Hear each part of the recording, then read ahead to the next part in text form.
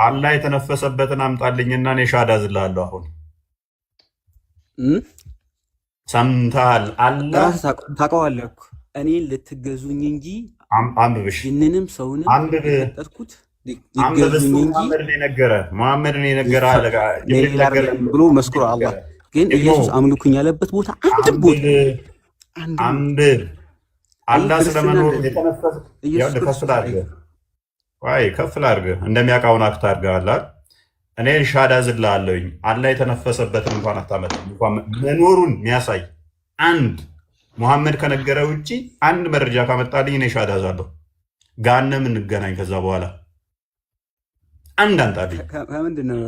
ሙሐመድ ከነገረ ተረት ተረት ውጭ ቀጥታ አላህ የተናገረበትን ስጠኝ። አንድ ጥቅስ ቁርአን እኮ ነው አላህ የተናገረበት። ሙሐመድ ነው እሱን የነገረ በጅብሪል ነገረኝ ብሎ ሙሐመድ የነገረ ተረት ተረት ነው። አንድ ጥቅስ ስጠኝ ከሙሐመድ ውጭ። ከሙሐመድ ውጭ እናንተ መጽሐፍ ቅዱስ ውጭ መረጃ አለህ እንዴ? መረጃ እኔ መጽሐፍ ቅዱስ የአንድ ሰው መጽሐፍ ነው ብዬ አላምንም። እኔ ከ40 በላይ ነቢያት የጻፉት ነው። ስቲል እንደዛም እንኳን ቢሆን እኔ ለምሳሌ ዘጸአት ምዕራፍ 3 ቁጥር 13 ጀምሮ ክርስቶስ ያዌ ቀጥታ መጥቶ ለሙሴ ተናግሮታል። ስለ ስሙ ማን እንደሆነ እኔ ያለና የነበረ ነኝ ብሎ ስሙን ነግሮታል በቀጥታ።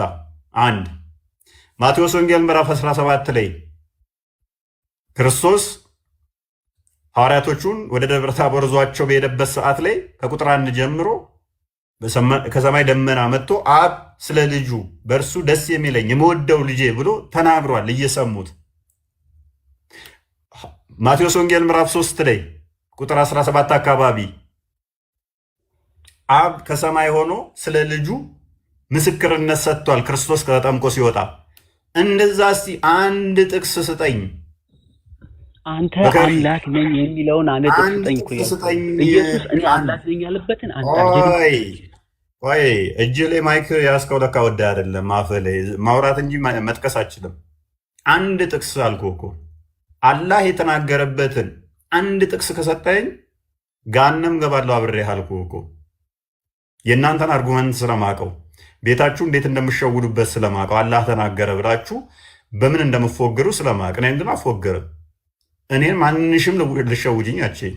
አላህ የተናገረበትን አንድ ጥቅስ በቀጥታ ለህዝቦቹ ሙሐመድ ከነገረ ተረት ተረት ሙሐመድ ከጅብሪል ካላህ ሰምቶ ጅብሪል ካላህ ሰማ አላህ ለሙሐመድ ነገረው ከሚለው ተረት ተረት ሙሐመድ ደግሞ ለሳባዎቹ ነገረና ጻፈው ከሚለው ተረት ተረት እሱን ተረት ተረት ነው አንተ እያነበብክ የምትመራው።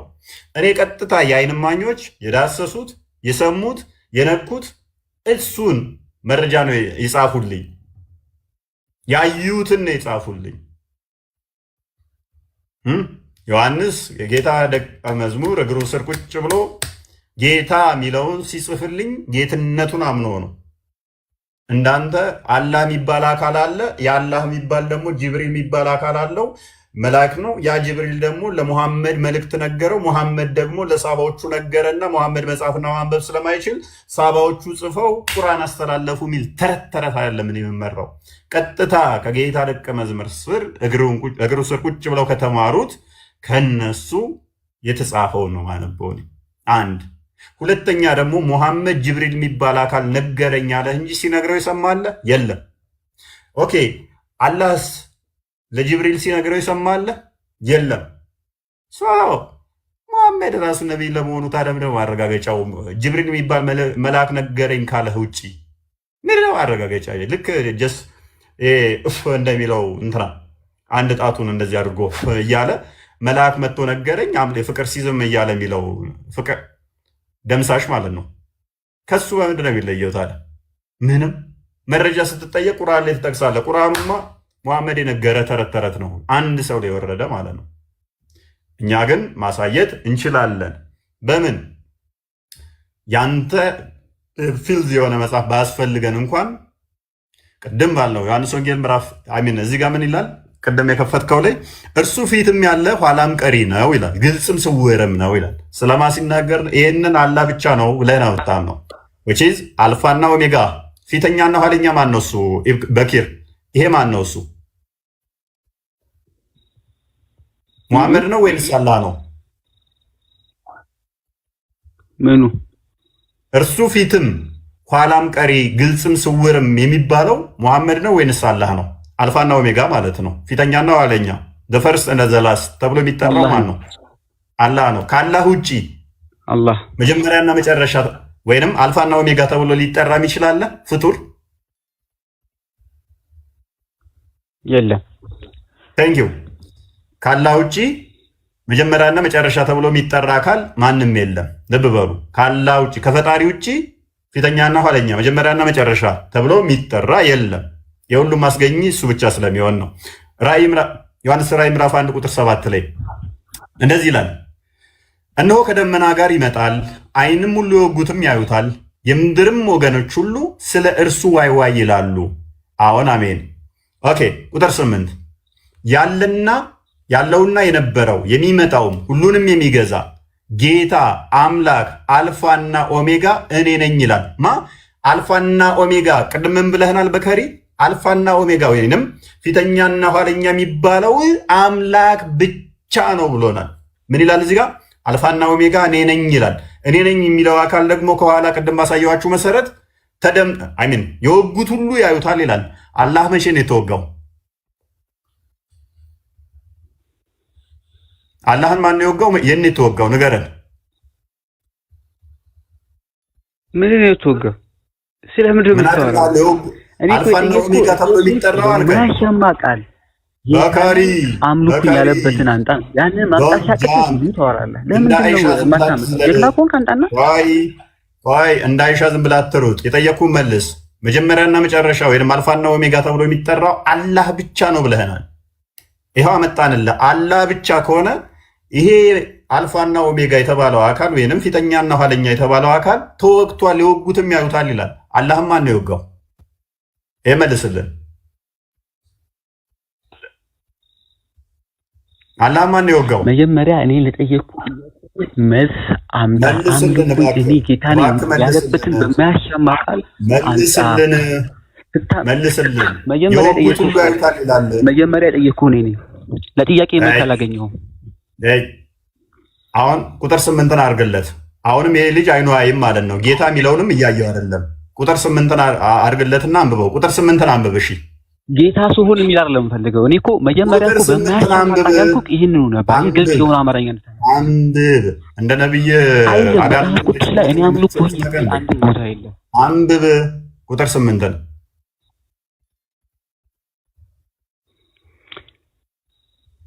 አንብብ። ይቅራ። ያለውና የነበረውን የሚመጣውን ሁሉንም የሚገዛ ጌታ። እሺ ጌታ አምላክ ቀጥል። አምላክ አልፋና ኦሜጋ እኔ ነኝ ይላል። አየው ኢየሱስ ያለበትም አንድም ቦታ የለም። እኔ ጠየቅኩ ምንድነው? ምንድነው ጌታ ነኝ፣ አምልኩኝ፣ ተገዙኝ፣ እኔ ዓለሙ ጌታ ነኝ። ኢየሱስ ያለበትን ነው የምፈልገው እንጂ እኮ የሙስሊሞች ጭንቅላት ኋላ ምን ይላል? አዳም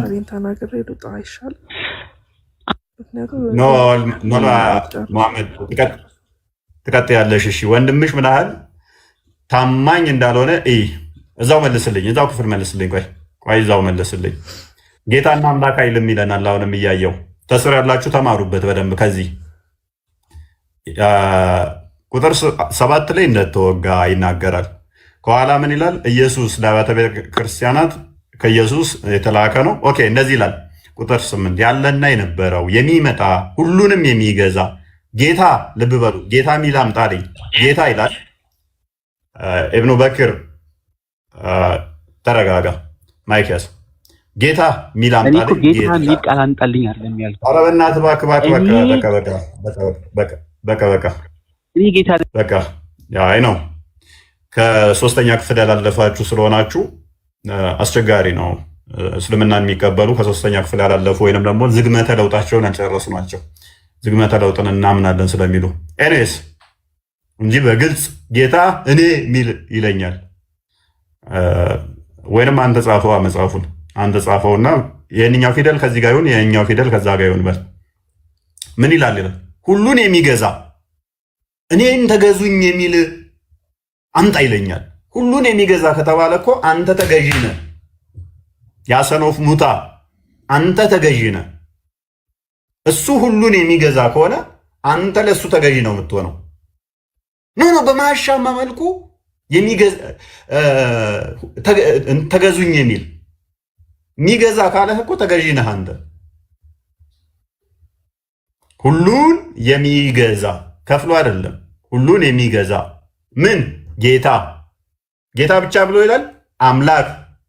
አምላክ ብቻ ይላል። አልፋና ኦሜጋ እኔ ነኝ። ይህ አካል ይመጣል። ሲመጣ የወጉት ሁሉ ያዩታል። ያኔ ሰደቡት፣ የተፉት፣ የወጉት ያዩታል። የሞትና የህይወት ቁልፍ ስራ አለው። ቁጥር 17 ላይ ኦኬ። ቁጥር 18 ሞቼ ነበረው እነሆም ከዘላለም እስከ ዘላለም ድረስ ኦኬ፣ ከዘላለም እስከ ዘላለም ድረስ ሕያው ነኝ፣ የሞትና የሲኦል መክፈቻ አለኝ። በቁርአኑ መሰረት ደግሞ የሞትና መክፈቻ ቁልፍ አለኝ የሚለው አላህ ብቻ ነው። አላህ ሞቶ ነበር፣ ሞቼም ነበርኩ አለ። ነገር ሕያው ነኝ። ሕያው ብቻ ሳይሆን ህይወት የሚሰጥ ነው። እንግዲህ ይህንን እሺ ምን አልሽኝ?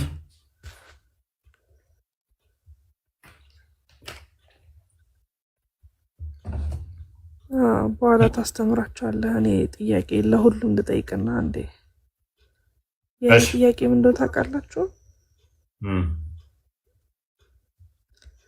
ላይክ እዚህ ጋር አሁን እኔ አሁን በጣም ረዥም ሰዓት ቁጭ ብያለሁ። ኦልሞስት ወደ 1 ሰዓት ምናምን፣ ግን ምንም ፖይንት ያለው ነገር አልሰማሁም ማለት ነው ከአንተም ከሱም። እና አሁን እየተፈለገ ያለው ትክክለኛው መንገድ ነው ወይስ እኔ ፖይንት ያለው ነገር እየተናገርኩ ነው እያልኩ አይደለም። እዚህ ጋር 2.5 ሺህ ትክክለኛው መንገድ ነው ስትይሽ ምን አይነት መንገድ እንደምንፈልግ እናሳይሽ። እሺ ሱራ 1 ቁጥር 6 እንክፈትልኝ እኮ መንገዱን እናሳይሻ። ወይ ያነሳሹን እየመለስን እንሄዳለን። ምን አይነት መንገድ ነው? ቁጥር 6 ላይ ሐሳቤ ልጨርስና ከዛ ታሳየኛለህ። እሺ ቀጥይ። ትክክለኛው መንገድ ከሆነ እየፈለግን ያለ ነው። ያው ሁላችንም የማያሻማ መልስ አለን እዚህ ጋር። ምክንያቱም እዚህ ጋር 40 ስም እንስጠው እንጂ እግዚአብሔር እንበል፣ አላህ እንበል፣ ሌላም ነገር ካለ እንበል እንጂ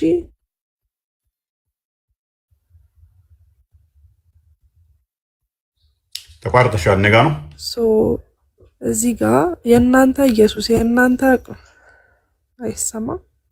ይሰማል። እና ሁላችንም ዞሮ የምናመልከው አንድ አምላክ ነው።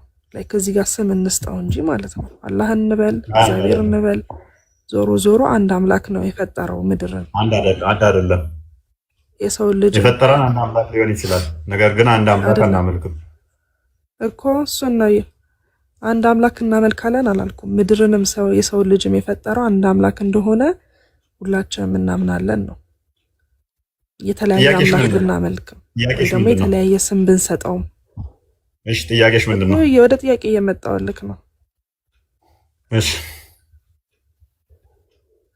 እንደዛ እያልን ከሆነ አብረን ተባብረን ትክክለኛውን መንገድ እንፈልግ እንጂ መፈለግ ይሻላል ወይስ የእናንተ ኢየሱስ፣ የእናንተ አላህ፣ የእናንተ መሐመድ እንደዚህ ያለ፣ የእናንተ ቁርአን እንደዚህ ያለ፣ የእናንተ መጽሐፍ ቅዱስ እንደዚህ ያለ ማለት ለኔ ምንም ሴንስ አይሰጠኝም በመጀመሪያ ደረጃ ማለት ነው። እና ሌላኛው ጥያቄ ደግሞ እዚህ ጋር ያለው ህዝብ በብዛት ሃይማኖቱን የወረሰ ነው እንጂ እውቀቱ ኖሮት የተቀመጠ አይደለም። ከነዛ ውስጥ ደግሞ አንዷ እኔ ነኝ። እና ከነዚህ ህዝብ ጋር ከመከራከር ወይ ደግሞ እዚህ ጋር እንደዚህ ሆነ እንደዛ ሆነ ምናምን ብሎ ረጅም ሰዓት ከማጥፋት እንዳንተ አዋቂ ከሆኑ ሰዎች ጋር ቁጭ ብለህ ብትወያይ ለኛም ትምህርት ይሆነናል፣ እናውቅበታለን። ብዙዎቻችን እዚህ ጋር ቁጭ ብለን ሰዓታችንን ምንገል ሰዎች ማለት ነው። አሁን እዚህ ጋር በክሪ ያንተን ያህል ቁርአንን የሚያቀራሱ አይመስለኝም። ገባህ? ስለማናውቀው ነገር ነው እያወራን ያለ ነው። ስለዚህ መንገዱን እንፈልግ ነው። ስለ ራስሽ አውሪ። እኔ ስለማንም አይደለም እያወራ ያለሁት። አይ ትክክል ነሽ። ስለዚህ ጋር ተቀምጠን ጊዜያችንን ስለምናጠፋ ሰዎች ነው እና ከአንተ እኩል እውቀት ካላቸው ሰዎች ጋር ተወያይ። ከአንተ እኩል እውቀት ካላቸው ሰዎች ጋር ወይ ደግሞ አንተን ይመጥኑሃል ብለን ከምናስባቸው ሰዎች ጋር ናውል። እሺ ሀሳብሽን ሪስፔክት አደርጋለሁ። ስለዚህ ሰዎቹ ያው መምጣት የነሱ እንትን ነው። አይ ቲንክ ዛሬም አሁን የሰራሁት ቪዲዮ አለ፣ ላይቭ ከመግባቴ በፊት የሰራሁት አለ። የምትሏቸውን መወያየት ይችላሉ የምትሏቸውን አብዛኞቹ የሚመጡ ከሆነ ችግር የለውም እንወያያለን። እና እንደዛ ነው። ኤኒዌይስ ትክክለኛው መንገድ እንፈልገው ስላሽ እስቲ እንፈልግ ትንሽ ሱራ 1 ላይ ፈቲያ ማለት ነው መክፈቻው ላይ ቁጥር 6 ላይ አላህ እንደዚህ ብሎ ይላል፣ ቀጥተኛው መንገድ ምራን ይላል። ያሁን ለእኔም ላንቺም መክፈቻ ይሆናል። ቀጥተኛውን መንገድ ምራን የሚለውን ተስማማንና አክቹዋሊ ይህንን አላህ ነው የሚለው በሉ ሚል አይደለም። በሉ ስላልሆነ ለወደ ቀጥተኛው መንገድ ለመፈለግ ስንጀምር ደግሞ ሱራ 34 24ን ክፈትልኝ።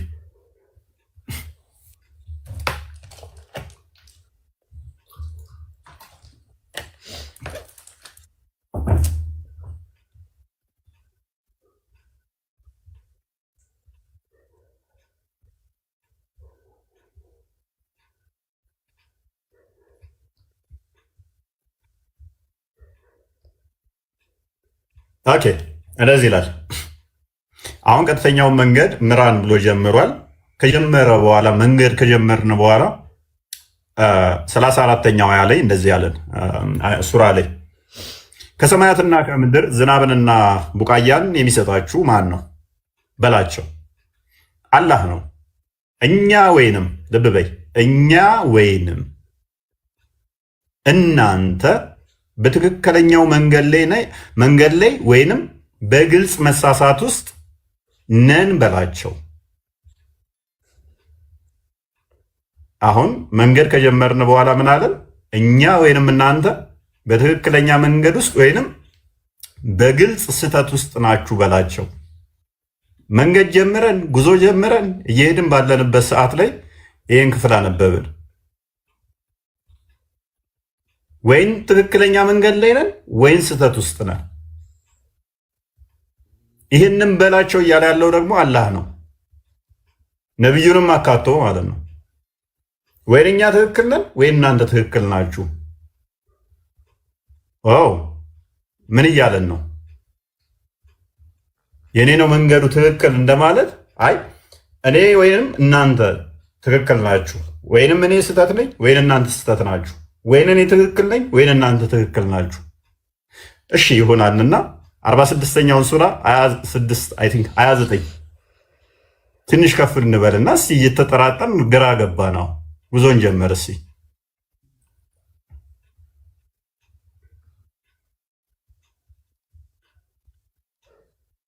ቁጥር 9 ላይ ሶሪ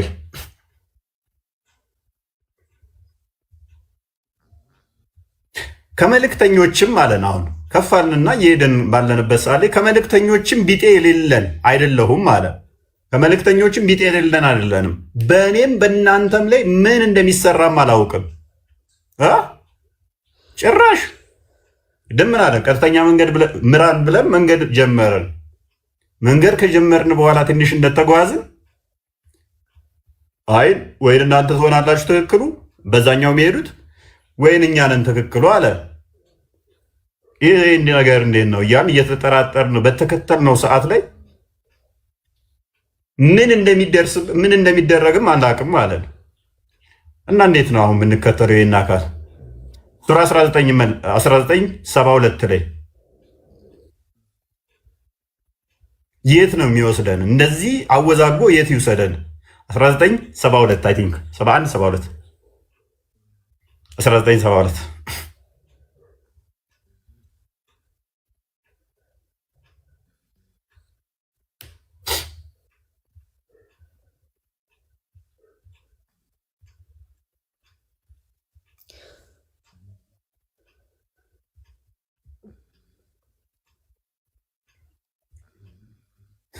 እሺ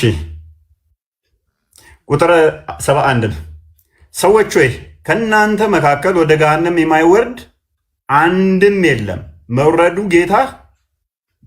መውረዱ ጌታ የፈረደው ነው አለ። ሰዎች ሆይ አለ። ጉዞ ጀምረን እየሄድን ሰዎች ሆይ ከእናንተ አንድም የለም፣ ሁልሽም ትሆኛለሽ፣ ወደ ገሃነም ትወርጃለሽ። ጉዞ ጀምረን መንገድ ላይ ሆነን ለነገሩ ተጠራጥሬያለሁ ብሎን ነበር፣ ለነገሩ አላቅም ብሎን ነበር። አንድም የለም አይወርድ አለን። ሁልሽም ወራጅ ነሽ አለን። እንዴ ምን እያለን ነው? 7:179 ላይ ከሰውም ከጋኔንም ገሃነምን ልሞላ ነው የፈጠርኩት ስላለ ማለት ነው። ስለዚህ እነኛዎቹ ደግሞ በዛኛው ወገን ያሉት እንዲህ ይላሉ። አይ ቲንክ ትንቢተ ኤርምያስ ምዕራፍ 6 ቁጥር 16 ወይም 17 እንደዛ አካባቢ ላይ በመንገድ ላይ ቁሙ እውነትን ፈልጉ ይላል። ክፈተው ሲ ቤቢ ትንቢተ ኤርምያስ ምዕራፍ 6 ቁጥር 16 ወይም 14። ስለዚህ እነኛዎቹ ደግሞ እንደዚህ ይላሉ። በተመሳሳይ መንገድ ፍለጋ አላቸው። እነኛ ቁጥር 16 ላይ እግዚአብሔርም እንዲህ ይላል፣ በመንገድ ላይ ቁሙ ተመልከቱም፣ የቀደመችው መንገድ ጠይቁ፣ መልካሚቱ መንገድ ወዴት እንደሆነች እወቁ። መልካሚቷ መንገድ እወቁ፣ በእርሷም ላይ ሂዱ፣ ለነፍሳችሁ እረፍት ታገኛላችሁ። እነርሱ ግን አንሄድባትም አሉ። አንሄድባትም የሚሉት የት ነው የሚገቡት? ገሃነም ነውና ባሳየዎች መሰረት ሄድንና ገሃነም ሁልሽም ትገቢያለሽ አለን። ስለዚህ ሌላ መንገድ እንፈልግ። በመንገድ ላይ ቁሙ አለን። እውነተኛውን መንገድ ያዙ አለን። ያን እውነተኛ መንገድ ደግሞ ቀጥተኛው መንገድ ተከተሉት፣ ለነፍሳችሁ ረፍት ታገኛላችሁ። አንሄድም ያሉት ግን ገሃነም እንደሚገቡ ነገረን። ኦኬ ዮሐንስ ወንጌል ምዕራፍ 14 ቁጥር 6ን ክፈትልኝ።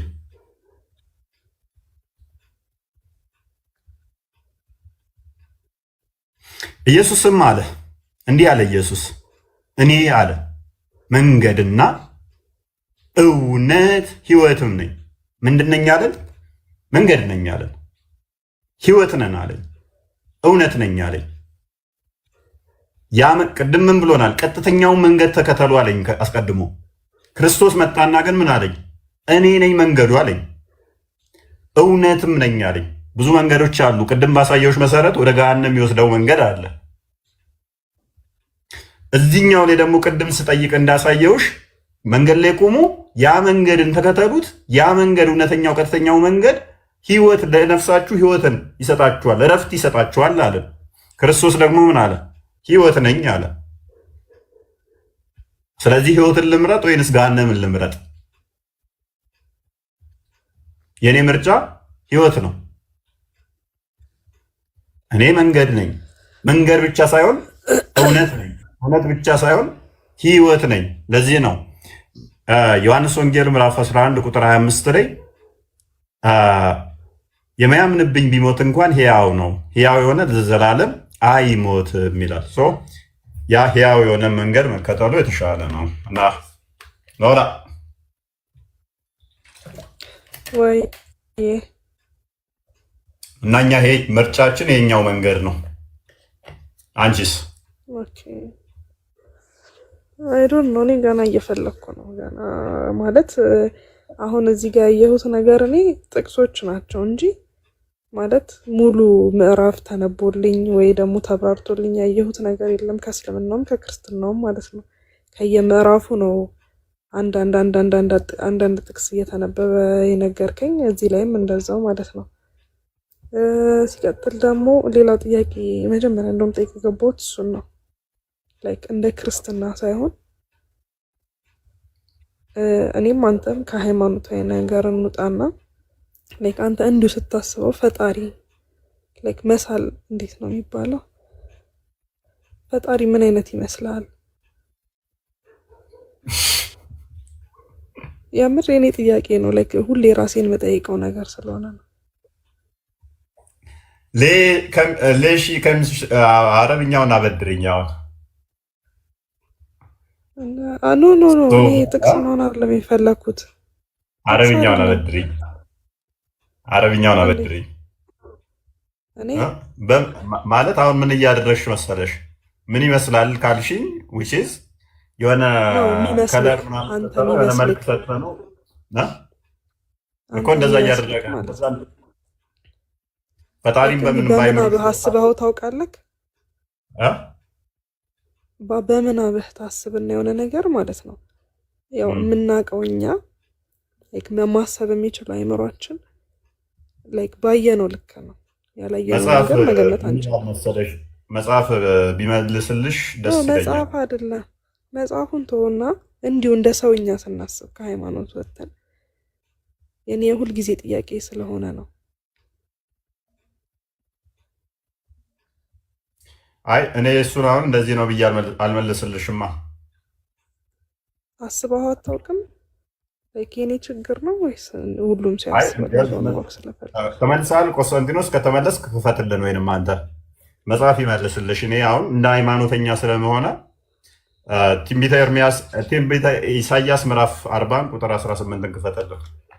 መጽሐፉ ቢመልስልሽ እኔ ይቀለኛል፣ እኔ ከመመልስልሽ።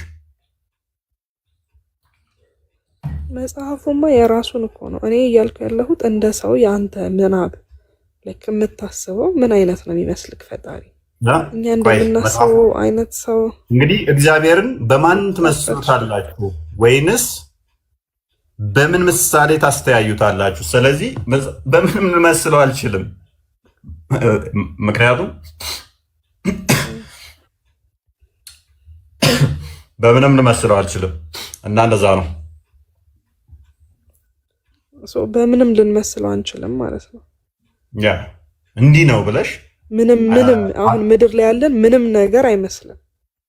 ያ እንዲህ ነው ብለሽ ልመስዪው አትችይማ። ምክንያቱም ከኛ አእምሮ በላይ ስለሆነ ማለት ነው። ያ ሊገለጥልሽ ይችላል፣ እሱ በሆነ ነገር አይመስልም፣ ሊገለጥልሽ ይችላል። ነገር ግን አንቺ ያ የተገለጠልሽ እሱ እንደዛ ነው ማለት አይደለም። ለምሳሌ ለሙሴ እንደ እስልምናውም በእሳት እንትን ውስጥ ተገልጦለታል። ያ ማለት ግን እሳት ነው ማለት ወይም እንደዛ ነው ማለት አይደለም። ምድር ላይ ያለን ነገር አይመስልም በአጠቃላይ አይደል? ያ እንደዛ ነው። ያ ይሄ ዞሮ ዞሮ ሁላችንም እሱ እንደሆነ አምላካችን ነው የምናምነው ብዬ ነው ማስበው። እኔ የማምነው እንደዛ ነው። ስም አንስጠውና ለአምላክ ማለት ነው። እሺ ስም ለምን ማለት ያ ማለት አንመስልም ስንል የተገለጠውን አንመስልም ስንል አይደለም የተገለጠውን እውነት አልገባህም? ቆይ የተገለጡ እውነቶች አሉ። በተገለጠ ምናምን አይደለም። በቃ ፈጣሪን መመሰል አንችልም ብለናል አይደል? ቆይ በተገለጠልን ግን እንናገራለን። የተገለጠልንን ምን ስምም አንስጠው ምናምን እሱማ ሃይማኖት ላይ ስንገባ ነው። ቁጥር 13 ላይ ስሙን ስለነገረን ስም የለውም ብለን ለምሳሌ ልንደመድም አንችልም። ወይንም ደግሞ እንደዚህ እየደመደምን አይደለም፣ እየደመደምን ሳይሆን መደምደምማ አንችልም። ሲጀመር አናውቅም እኮ ስለማናውቀው ነገር እንኳን መደምደም መጀመሪያውም ላይ አልደረስንም ሲጀመር ማለት ነው። እና ስም የለውም ወይ ደግሞ ማንንም አይመስልም ብለን ማንንም አይመስልም ማለት ምድር ላይ ያለን ነገር በሙሉ ፈጣሪ አይመስልም። ይሄ መጀመሪያ የምንስማማበት ነገር ነው፣ ሃይማኖተኛዎች የተባልን ሁሉ ማለት ነው። ሲቀጥል ደግሞ የሰው ልጅ ሁሉ የፈጠረው ይሄኛው አምላክ ነው፣ የማይታየው ማለት ነው፣ የማናየው። ይሄን አምላክ እንዴት ነው ተዳፍረን እየዘለፍን ያለ ነው? ዞሮ ዞሮ የፈጠረን እሱ እስከሆነ ድረስ እንዴት ነው ምንዘልፈው? ይሄ የእናንተ አምላክ ማለት አንችልም፣ ምክንያቱም አምላካችን አንድ ነው። ኖላ አንድ ነው እያልን አምላክ ሁሉን የፈጠረ አንዱ አምላክ ነው። ያ የምናመልከው ግን አንዱ አምላክ ነው ወይ? ነው አይደለም። ለምሳሌ ህንድ ውስጥ አንድ አምላክ ብለው ላም ሊያመልኩ ይችላሉ። ያ ማለት አምላክ ላም ነው፣ ያቺ የሚያመልኳት አምላክ ነው ላሟ ማለት አይደለችም። ስለዚህ እነሱን አምላክ ፈጥሯቸዋል ወይ? አዎ ፈጥሯቸዋል። የእነሱን አምላክ እኔ መተቸት ወይም ክሪታይዝ ማድረጌ እኔን አምላክ መተቸቴ ነው ወይ? እነሱ አንድ አምላክ ብለው እያመለኩት ሳለ ኖ አይደለም። ምክንያቱም እነሱ አምላክ ብለው የያዙት አምላክ አስቀድሞ ነው አምላክ ስላልሆነ የፈጠራቸው አምላክ የኔ አምላክ ማመልከው ነው ወይ? አዎ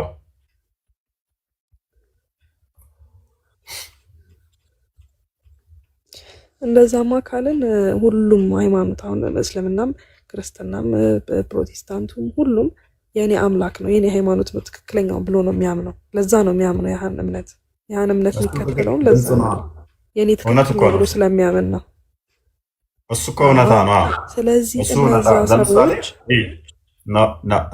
ናል እኔ አሁን ብትጠይቂኝ ክርስቶስን እንደዚህ ብሎ ማያምን እንደሞተ እንደተሰቀለ እንደተነሳ እንዳረገ ይህን ማያምን አይድንም። በቃ አምላኩም እሱ እንደዛ አይደለም ሌላ ነው ብሎ ካለ አምንም አማኝ አይደለም አይድንም። እሱ የሚያመልከው ቅድም እንዳያሳየውሽ አባት ነው አይደለም ምናምን ብሎ ማምነው ቁርአኑ ክሪታይዝ ያደርገናል። ታውቂዋለሽ ብዬ አስባለሁ።